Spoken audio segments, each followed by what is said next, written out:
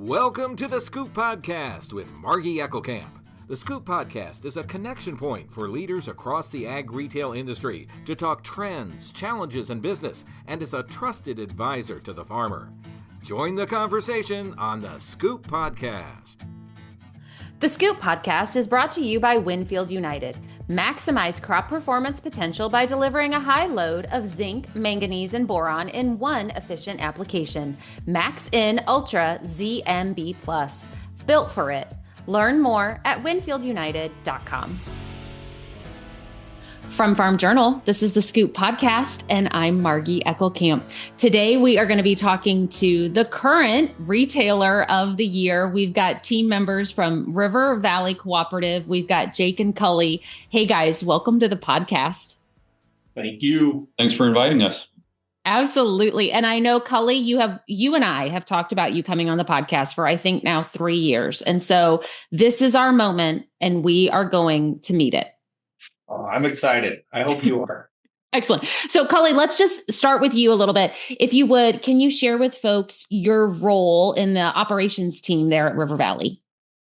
Yeah, I've been with River Valley now going on 10 years here. Vice President of Operations. I've been in that role about 3.5 years. Prior to that, I managed our agronomy sales team on both sides of the river. We sit in the wonderful middle of the Mississippi. So definitely have equal balance on the Iowa and the Illinois side. And Jake, if you would share a little bit about your role. Yeah, so I'm Jake Williams. I'm the CFO for River Valley. Been with the organization 13 years now. So my responsibility is all accounting, finance, IT, HR, and communications. Excellent. Okay, so there are a couple of threads I want to pull on from the cover story that we did featuring you guys, and that's available not only in our magazine, but also at thedailyscoop.com. And Jake, I think I'm going to start with you talking a little bit about how you guys are assessing the needs for investment in the business and expectations of return. So there are multiple examples from your guys' application and subsequent interviews highlighting how you guys are really trying to push the business forward and meet customers where they are. One of those might be, for example, your customer portal. So when you guys looked at making that upgrade and investment, what was your expected return, and in what ways have you been surprised? Yeah, so we would have invested in the customer portal. Cully, correct me if I'm wrong, but I think we're going on 5 years now. So we made that investment 5 years ago. Really what we're looking at is just enhancing the customer experience and creating additional, what we like to call stickiness with the customer, right? So since then, the portal has evolved drastically. A lot of new enhancements have come along with it. Really from customers being able to enter offers, access grain contracts, sign grain contracts, just really simplifying the ease of doing business with River Valley. And then, Jake, if you look back 13 years ago on the financial management side of the business to today, what's the biggest change? I would say just the level of transparency for customers. I mean, they can access real-time data at any point in time. It can be the middle of the night. They can go out to our customer portal. They can view our statements. Like I said, they can enter grain offers, sign contracts, whatever that looks like. Whereas if I were to rewind 13 years ago, it was definitely all a paper process, and you were waiting on the mail. And then that's kind of the external, right? Is there a different answer for the internal difference in the business? Yeah, the internal difference really comes down to a lot of, position management. So Cully is actively involved in the portal every single day, and that is where he manages our fertilizer position. So a lot of transparency there, and just that real-time data and the ease of accessing it. Yeah. So Cully, I think you and we first met, I think, even talking about what you guys were developing in terms of your customer portal. You've been in different divisions there at the co-op, from agronomy to now operations. So just sticking with the portal, how have you seen it really change business? Oh, I'd say dramatically would be an understatement. I think Jake hit on it a little bit, is the transparency, the ease to do business in general, and access to the information. We've never had that ability. I kind of always joked about that. The hardest question I'd get asked at the farm gate was, what do I owe? They say it was hard to find that information. Now I can look at it real time on my phone while I'm standing there in front of the grower and show them their invoices. So it deepens that communication, it deepens that relationship. You can help them with their finances. You can help them with that conversation that you weren't able to in the past. I'd have to call Jake's team and say, hey, what do they owe? I don't have access to the information at my fingertips. So I'd say that is the biggest thing. And then from an operations side, managing our positions, as Jake pointed out, is having that real-time information. We're treating a global fertilizer market that now is changing at a rapid pace. If we can manage that risk, it's a big deal. They said right now there's a lot of risk, there's a lot of interest costs, there's a lot of variability out there that concerns you. And if you can figure out ways to manage that, I think that is crucial to your business. So there's a couple of other things from the recent River Valley playbook that I want to pull out as maybe some things other retailers can use as an example. Maybe they can learn from or apply in their business. And I also want to talk about your guys' investment and commitment to technology, specifically the application side of things. So with your John Deere fleet utilizing ExactApply machines, also your adoption of See & Spray. So I'll kind of toss it up between you two gentlemen. What would you share as far as when you guys decided to make those investments and that commitment and what you have learned since? Yeah, I'll get started here. So being in this role for the last 3.5 years, I was looking at an aging application equipment. So how do we keep up with technology, and what do we need to do to get our fleet to status that we can continue to offer the technology to all of our customers, versus buying one new sprayer that would only service a certain area. So at that time, we made the decision that we would go to 3-year leases or newer for all of our equipment. And obviously that takes a transition time. And obviously buying the equipment, you could never get to that size and scale in that amount of time. I mean, in 3 years is a pretty drastic bite off to get done, turning our entire fleet over. So with that, I mean, it allowed us to look at the technology of ExactApply. So that's the main piece that we went at first. How do we get better? How do we get our boundaries better? How do we become more accurate with our spraying? How do we make our applicators more comfortable to go out and spray the fields that they are? Ultimately, giving the customer the satisfaction of having a properly sprayed field. So that was step one.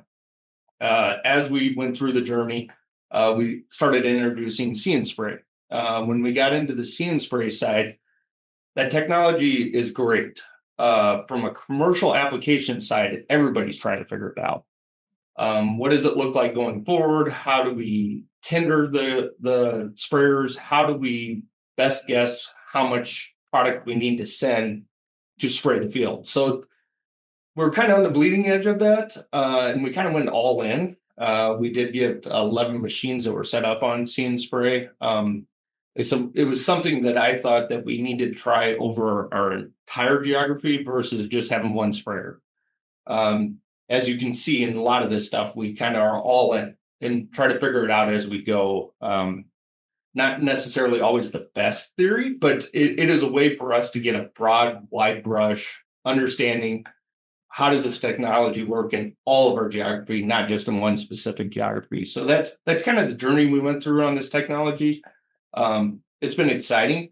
Still a lot to learn. It's never perfect, but what you can glean from the information is we can become more efficient.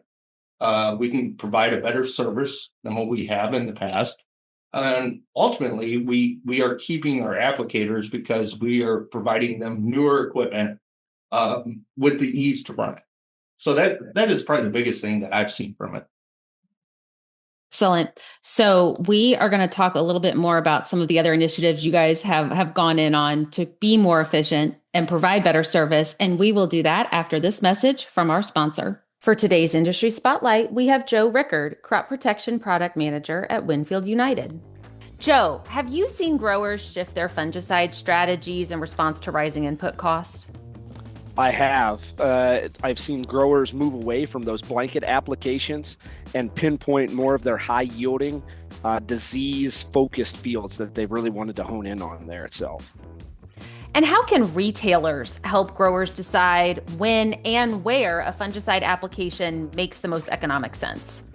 Having those retailers work closely with their growers there itself, and maybe looking at different avenues of fungicide applications there. And our UltiPro product that we have here is kind of that mid-tier fungicide, with growers scrutinizing costs there and trying to pinch pennies every place they can. Having a mid-tier fungicide with 2 modes of action versus maybe that premium could be the ticket there that those growers are looking for. On that theme of ROI, what tank mix partners should retailers be recommending to help improve fungicide effectiveness? Adjuvants are key. Not all adjuvants are created equal at the end of the day. And when I think about the adjuvants that go into the tank mixes with our fungicides or with other vended fungicides that we end up and promote, that retailer may promote, Masterlock is that option there that you want to end up and go with, and really accentuating that product there with that 3D effect, meaning depth of coverage, deposition of coverage, and drift, and keeping that on target of that field that you're applying it to. So Joe, this is a hot topic now. It'll be a hot topic throughout the season when these decisions are being made. Who should retailers talk to if they have questions regarding fungicide planning?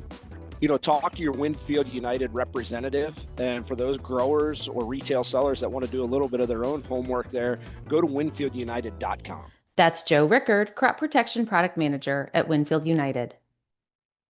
And we're back talking to the 2025 Retailer of the Year, River Valley Cooperative, specifically Jake Williams, the cooperative CFO, and Cully Medley, Head of Operations. Now, this award really also recognizes how a business helps with its employees and provides leadership opportunities, professional development. Jake, to you, what do you think River Valley does really well when it comes to its employees? Yeah, at the end of the day, we really value every employee because they make us who we are today.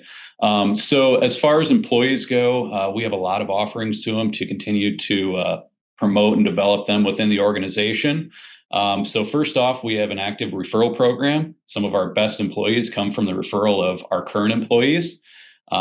We actively engage with local communities and colleges and universities via internships, and then also just training opportunities for the current employees. So a lot of our employees, they come from the local universities, they want to continue to develop. So therefore, we do offer tuition reimbursement programs as well if they want to continue down the path and continue to be promoted within the organization.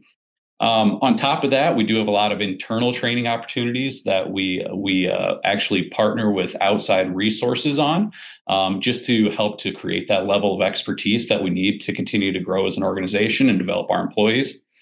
And along with that, we regularly support our employees and retention with just different engagement surveys to ensure that we're providing them with the resources that they need to be successful. Yeah, no, that's excellent. And Cully, you made references. You guys are on both sides of the river. You're in Iowa, you're in Illinois. I think you've got almost 40 locations. Share a little bit about, those employees, they're positioned across your service area. You guys are also changing the way you meet customers with that mantra of on the ground all year round. So just talk a little bit about your infrastructure and what you guys have coming up. Yeah. Like you said, we're on both sides of the river, very large grain presence on both sides of the river. The one thing is the grain side, and when we talk whole acre approach, the grain side is their paycheck. The rest of it, we're selling them products. So how do we connect the dots between the two of those? How do we look at how do you take your paycheck and turn it into a bigger paycheck by producing more bushels. So communicating across our sales team and our operations team so that you understand, hey, this customer might not be a large grain customer, but he could be a large agronomy customer. And how do we treat them no matter who they are? Most important, what they need at that time. It's one thing to understand, hey, we're just here to sell a product. No, we're here to sell you a whole acre solution, not just a product. So that's a challenge. It's a challenge for everybody. It's a challenge to get everybody's culture and mindset wrapped around that. But I think you continue to talk it, you continue to live it, you can get there. And obviously, with us touching large geographies, we're heavily involved in our communities. That's probably the most exciting part for me is most of our employees work, do life in these communities that we're a part of. We're very active in them, and a lot of our employees are very active in fire departments. I'm on a school board. I mean, things like that I think that says something about our culture and says something about our employees in general is we're active in our communities. Another advancement you guys made in efficiency comes down to your dispatch and how you run trucks and all your transport for all 4 divisions. So would you share a little bit about that journey and how it's helped the bottom line of the business? Yeah. When you look at a transportation side of ag retail, I think it's a cost to do business for most. They see you need to have the efficiencies of having your own trucks and having the efficiencies of being able to move products one way or another.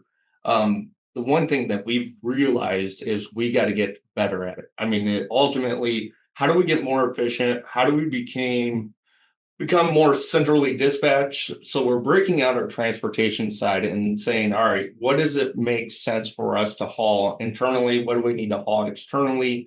What do we need to use for our own tender fleet? What do we need to use as external hauling? And even from our dispatching of sprayers, we're looking heavily at central dispatch, more hub locations. So we use that terminology quite a bit. So instead of investing in each one of our individual locations, what are the key ones that can service a wider span? And that takes trucking capacity. So that's what we've continued to invest in. We're going to continue to invest in our trucking fleet to make that work long term. No, that's excellent. Okay. I think I only have a couple more questions for you guys, but I do want to bring up maybe one of the newest things that you introduced this last year, and that's your guys' line of some proprietary products. And Cully, you're even wearing your Yield Vance pullover there.